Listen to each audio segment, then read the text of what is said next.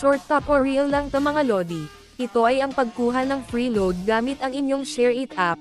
Yes mga lodi, Share It app ang ating gagamitin para makakuha ng free load.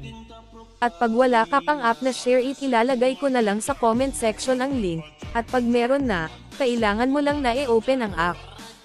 At pindutin sa itaas ang coin icon, para makapasok sa mga task sa mismong app at para makakuha ng mga coins na pwedeng ipagpalit ng free load.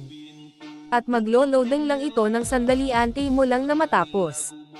At pag nag-scroll up ka, makikita ang mga task o laro na kailangan mong gawin para makakuha ka ng mga coins, at pag nakikita mo ang play in 10 o 15 seconds, yan lang ang sundin mo.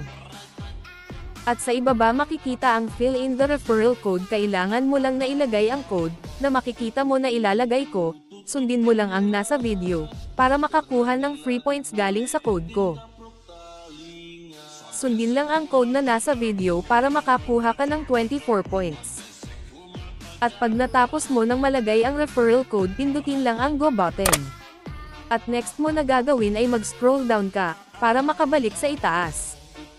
At pindutin lang ang redeem button para makikita natin ang mga free load na pwedeng ipagpalit ang mga nakuha natin na mga points na galing sa mga task o laro na ginawa mo. Kung nakikita mo ang may nakasulat o nakalagay na load sa ibaba, ito ang pindutin mo.